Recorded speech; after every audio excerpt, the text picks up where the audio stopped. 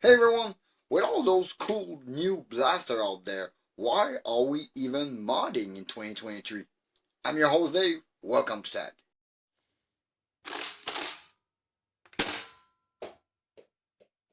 Well, I understand that performance isn't everything, but why do we even bother sometime? I mean, these days, mod is becoming easier and easier. Well, it's because it's necessary. It is necessary in a lot of ways, in a lot of different gameplay. Whether you are playing performance, LARP game, something with scenario, HVZ, all your requirements will be different. And that's not even counting the casual, occasional game you might have.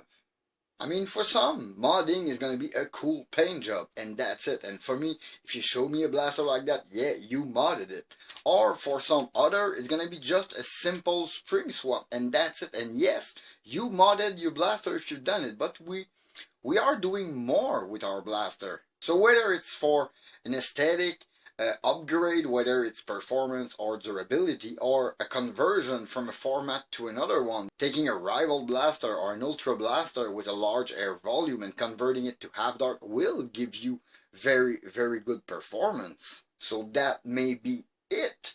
By doing such a conversion, you end up with something unique, something maybe nobody or less people have in their arsenal.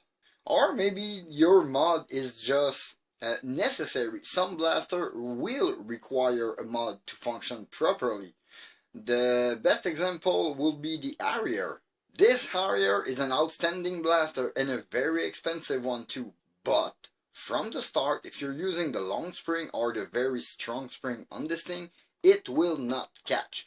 Meaning you're gonna need to mod that thing, and you're gonna have to go to Saber for either a plunger or a plunger and a catch to help you with that problem on this blaster. Then again, it's a part that workers don't offer, and it will force you to mod it. Yeah, it's a simple mod, but you will spend money, which in another video I'm gonna demonstrate that the more money you spend, sometimes the less time you will spend modding your blaster. You spend a lot of money for this plunger, and believe me, apart from separating your blaster, swapping the plunger and reclosing it, that's about it. You will have fixed it, but still, it is required for this thing to function properly, even if it's expensive. But as necessary mod goes, sometimes it's because something is not functioning by design even worse than this thing. But this kind of flawed by design can be worse. Sometimes you go with an obscure blaster, but you want to use it, or you want to mod it, but there is some restriction. Like this Best Bro A901 blaster. Like originally this is like a 33mm dart blaster. Nothing fits into this thing unless you rebarrel the whole thing, change the chambering area to be a little longer, and then you can put regular 36mm dart into that thing, prime it, shoot rather easily. It's never gonna be super powerful, but this was almost like a proof of concept for this thing, and it was working. It fixed a flaw the blaster had. Same thing would apply to this Ultra Pharaoh. We all know Ultra is pretty horrid on accuracy, and converting this thing with a worker kit makes it a 180 FPS powerhouse that shoots laser beam. This thing is pretty awesome, and there is no spring upgrade in that one. I think this was a good example of making something better. Anything is better than Ultra Dart. But maybe you are modding because you want something more unique. Maybe it's a blaster that nobody ever modded. It's just a blaster that you like. There is no part for it. You're gonna have to be more creative and put more effort into that one, but it will give you very, very good result if you do your homework. Like when I did this Eagle Agent Blaster. This Eagle Agent Blaster is basically a Rival Edge knockoff. It's like a Mercury knockoff with an attachable stock and a muzzle too. It will look like a Jupiter, but in the end I installed the Jupiter half dart kit for the breech inside. I kind of adapted it. Check the video, you will see I kind of have quite some issue for fitting it. Most of those issues were due to my angle talent adapter that I decided to put there because I thought it looked way much cooler. In the end, very rewarding.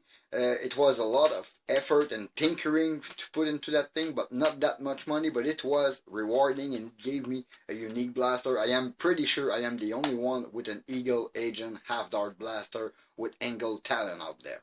Or maybe you are more into the performance. Maybe you are more into tuning your blaster. And again, tuning is going to be maybe a subject for another video, but that's one of the most fun into modding. I mean, going with just the length of the barrel, the strength of the spring, a better seal to achieve the maximum performance in your blaster.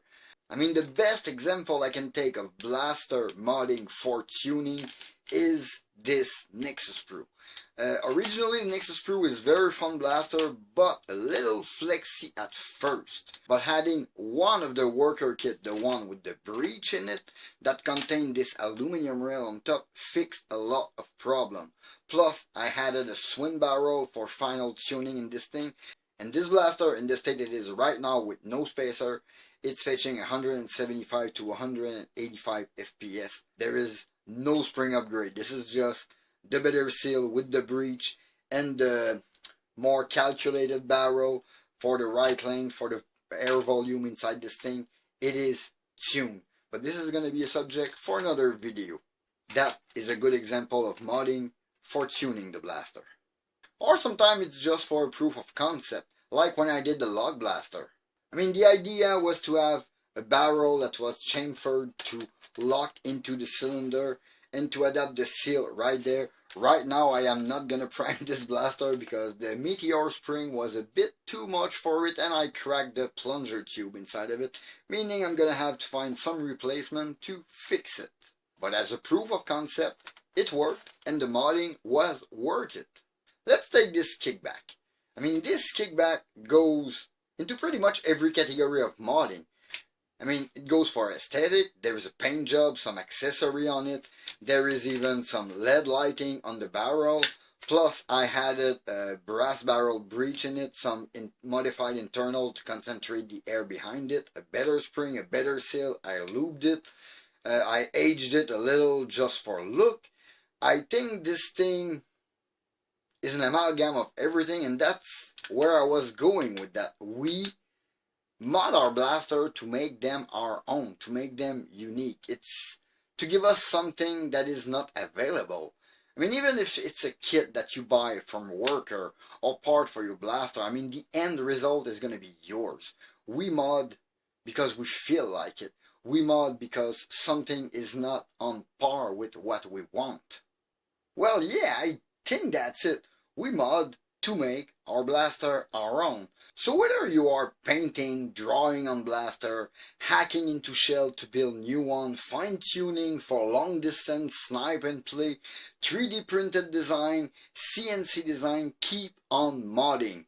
We will always need modding, and I think we will always mod. Yeah, I think that's it for this small video. In the meantime, you can always follow me on Facebook and Instagram at @ThatOldNerfGuy. Please leave a like and comment, subscribe for more content. Don't forget to hit that bell to notify for my latest video. This was Dave Fatag. Thank you for watching. See you next time.